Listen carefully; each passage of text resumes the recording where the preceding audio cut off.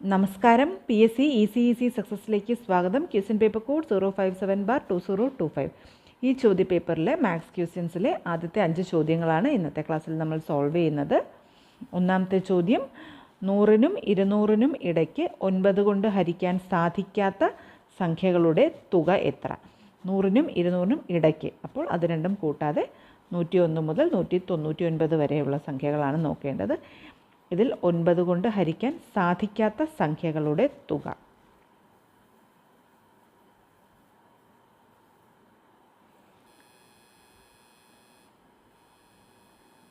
നൂറിനും 200നും. അപ്പം ഇത് ഇൻക്ലൂഡ് ചെയ്യണ്ട.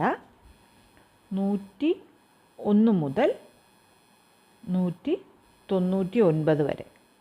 അപ്പോൾ ഇതിൽ 9 കൊണ്ട് ഹരിക്കാൻ സാധിക്കുന്നത് 100 കഴിഞ്ഞാൽ 108 നമുക്കറിയാം. 11 × 9 99 കഴിഞ്ഞാൽ പിന്നെ 108 9 കൊണ്ട് ഹരിക്കാൻ സാധിക്കുന്നത്. ഇനി അതുപോലെ 117,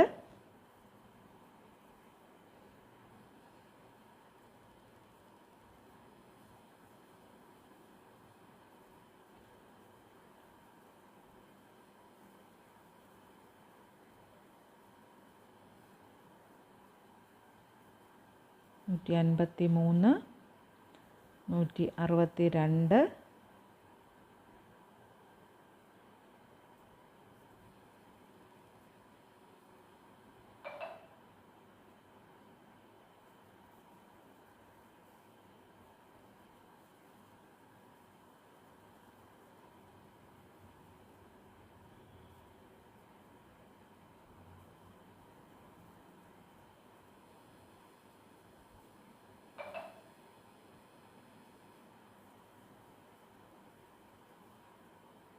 ഇത്രയും 11 സംഖ്യകൾ. ഇപ്പം 101 മുതൽ 199 വരെയുള്ള ഈ 11 സംഖ്യകളാണ് 9 കൊണ്ട് ഹരിക്കാൻ സാധിക്കുന്നത്. അപ്പോൾ ഇനി ഇത് ഒഴിവാക്കി ബാക്കി ഉള്ള സംഖ്യകൾ, 11 സംഖ്യകൾ ഒഴിവാക്കി ബാക്കിയുള്ളതിൻ്റെ തുക. അപ്പോൾ ഈ സംഖ്യകളുടെ തുക എത്രയാണെന്ന് നോക്കാം. ഈ 11 സംഖ്യകളുടെ തുക. അപ്പോൾ ഇതെന്ന് പറയുന്നത് 11/2, n/2 into first term plus last term. ഇതാണ് നമ്മുടെ ഫോർമുല, സം കാണാനുള്ള formula. First term plus last term n/2. ഇവിടെ n എന്ന് പറയുന്നത് 11, n/2 into first term plus last term.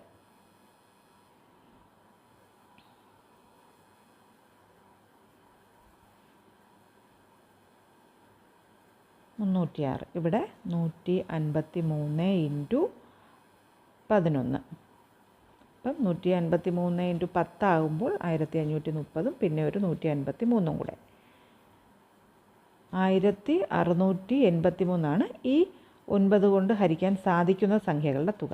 ഇനി ആകെ തുക 101 മുതൽ 199 വരെ ഉള്ള 99 സംഖ്യകൾ ഉണ്ട്.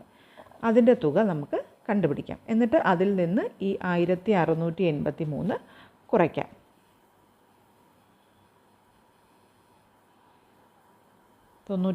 സംഖ്യകളുടെ തുക എന്ന് പറയുന്നത്, ഇവിടെ n എന്ന് പറയുന്നത് 99. അപ്പോൾ n/2 into first term 101 plus last term 199. 99/2 into 300.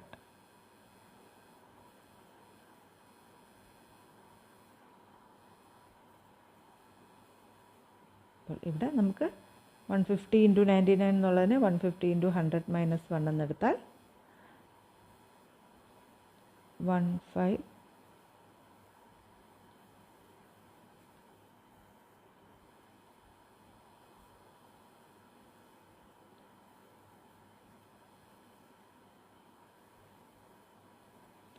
$14,850.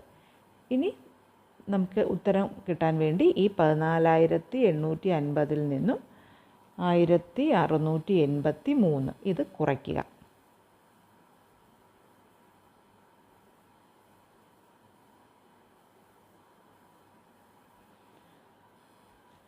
13,167, 167 13,167. അപ്പം ഉത്തരം ഓപ്ഷൻ ഡി 13,167. അടുത്ത ചോദ്യം, ഒരു വൃത്തത്തിൻ്റെ വൃത്തപരിധിയും അതായത് ചുറ്റളവ് സർക്കംഫറൻസും പരപ്പളവ് വിസ്തീർണം അഥവാ ഏരിയ ഇവ തുല്യമായാൽ വ്യാസം എത്ര? ഒരു വൃത്തത്തിൻ്റെ സർക്കംഫറൻസ് എന്ന് പറയുന്നത് 2πr. വൃത്തപരിധി അതും അതുപോലെ തന്നെ പരപ്പളവ് ഏരിയ ഇത് തുല്യമായാൽ, അപ്പോൾ ഇത് രണ്ടും ക്യാൻസലാവുന്നു. ഒരു r ഇവിടെ ക്യാൻസലാകും. അപ്പം റേഡിയസ് ആരം എന്ന് പറയുന്നത് 2 കിട്ടും. അങ്ങനെയാണെങ്കിൽ വ്യാസം അഥവാ ഡയമീറ്റർ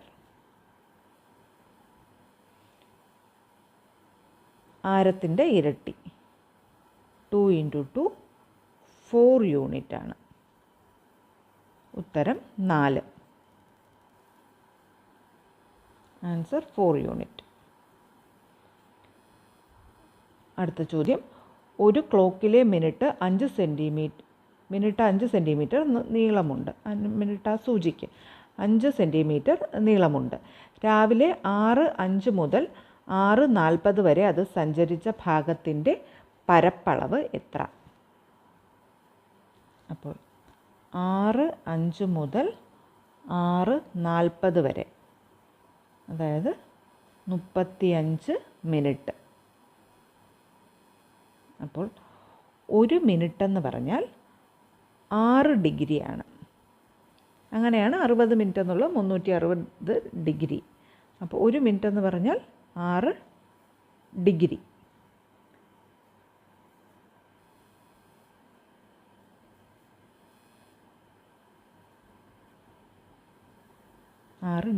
അപ്പോൾ 35 മിനിറ്റ്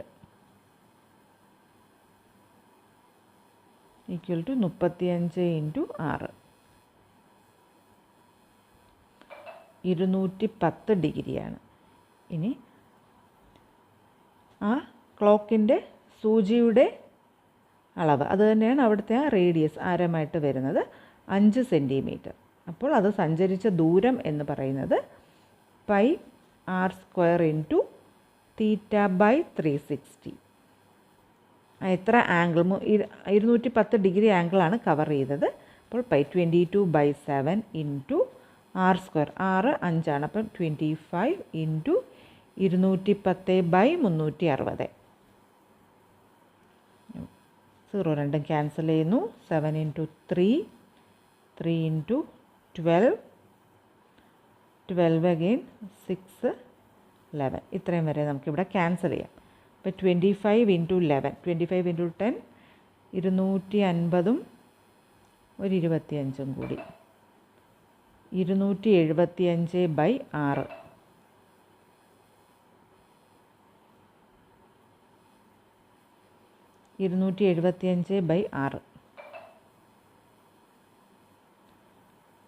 ഡിവിഷൻ ചെയ്താൽ 4 times 24 3 5 6 5s are 35 45 5/6 45 5/6 എന്ന് ഉത്തരം കിട്ടുന്നു.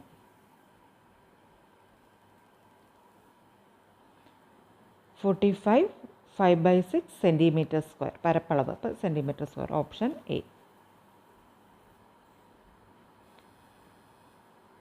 അടുത്ത ചോദ്യം,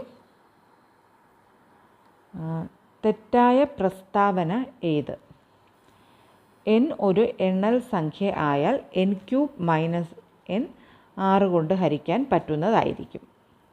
ആ പ്രസ്താവന എടുത്താൽ സംഖ്യ നാച്ചുറൽ നമ്പേഴ്സ്. അപ്പം n³ - എണ്ണൽ n n 1 ആണെങ്കിൽ നമുക്ക് നോക്കാം 1³ - 1 = 0. 6 കൊണ്ട് ഹരിക്കാൻ സാധിക്കും. 2 ആണെങ്കിലും 2³ - 2 8 - 2 = 6. അതിനെ 6 കൊണ്ട് ഹരിക്കാൻ സാധിക്കും. 3 ആണെങ്കിൽ 3³ - 3 27 - 3 24. ഇതും 6 കൊണ്ട് ഹരിക്കാൻ സാധിക്കും. 4 ആണെങ്കിലും 4³ - 4 64 മൈനസ് 4 60. ഇതും 6 കൊണ്ട് ഹരിക്കാൻ സാധിക്കും. 5 ആണെങ്കിലും 5 ക്യൂബ് മൈനസ് 5 125 മൈനസ് 5 120. തീർച്ചയായിട്ടും ഇതെല്ലാം 6 കൊണ്ട് ഹരിക്കാൻ സാധിക്കുന്നത് തന്നെയായിരിക്കും. ഇനി കൂടുതൽ ചെയ്ത് നോക്കിയാലും നമുക്ക് കാണാൻ സാധിക്കും അത് 6 കൊണ്ട് ഹരിക്കാൻ സാധിക്കുക തന്നെ ചെയ്യും. അതുകൊണ്ട് ആ പ്രസ്താവന ശരിയാണ്. രണ്ടാമത്തെ പ്രസ്താവന, n ഒരു എണ്ണൽ സംഖ്യയായാൽ 12n ൻ്റെ ഒറ്റയുടെ സ്ഥാനം ചിലപ്പോൾ 0 അല്ലെങ്കിൽ 5 വരാവുന്നതാണ്.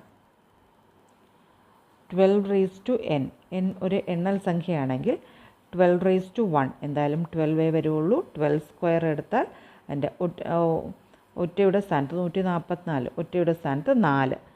അതുപോലെ ഇനി 12 ക്യൂബ് എടുത്താൽ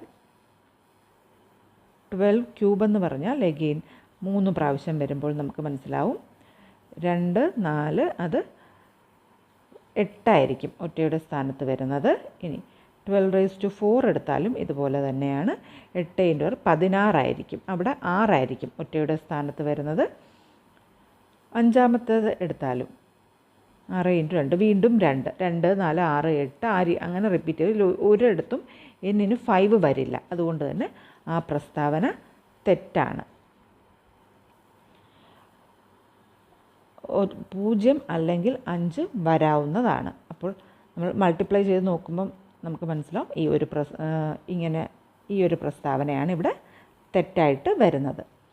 2⁴1 2⁴2 2 ക്യൂബ് ഈ വാല്യൂസ് നമ്മൾ ചെയ്ത് നോക്കുമ്പോൾ മനസ്സിലാവും ഏതാണ് ഒറ്റയുടെ സ്ഥാനത്ത് വരാൻ സാധ്യമാകുന്ന അക്കങ്ങൾ എന്നുള്ളത്. അവിടെ ഇത് വരില്ല. അതുകൊണ്ട് തന്നെ രണ്ടാമത്തെ പ്രസ്താവന തെറ്റാണ്. 3ഉം 4ഉം n ഒരൊറ്റ സംഖ്യയാൽ n² - 1 എന്നുള്ളതിനെ 8 കൊണ്ട് ഹരിക്കാം. നമ്മൾ നാച്ചുറൽ നമ്പേഴ്സ് എടുത്ത് ചെയ്ത് നോക്കുമ്പോൾ മനസ്സിലാവും ആ പ്രസ്താവന ശരിയാണ്. അതുപോലെ തന്നെ ഒരു ഒറ്റ സംഖ്യയുടെ വർഗ്ഗം 4m + 1 എന്ന രൂപത്തിൽ എഴുതാനും സാധിക്കുന്നതാണ്. അപ്പോൾ രണ്ടാമത്തെ പ്രസ്താവനയാണ് തെറ്റായിട്ടുള്ളത്. അടുത്ത ചോദ്യം, ശ്രേണി പൂർത്തിയാക്കുക.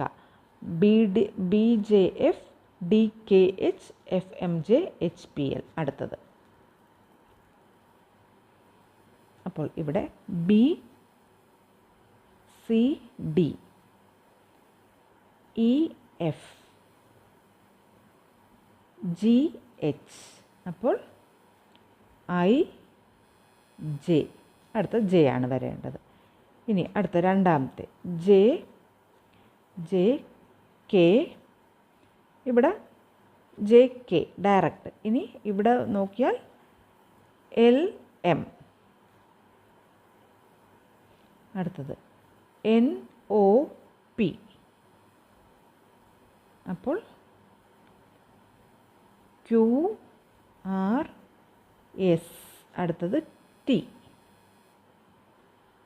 ആദ്യം തൊട്ടടുത്ത് എഴുതി, പിന്നെ ഒരു ആൽഫബറ്റ് കഴിഞ്ഞുള്ളത് എഴുതി, 2 ആൽഫബറ്റ് കഴിഞ്ഞുള്ളത് എഴുതി, അപ്പോൾ 3 alphabet കഴിഞ്ഞുള്ളത്.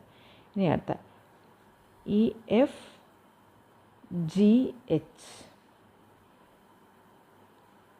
IJ KL MN JTN.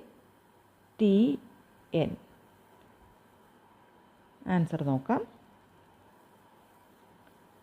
JTN option D ഇതാണ് ശരിയായ ഉത്തരം.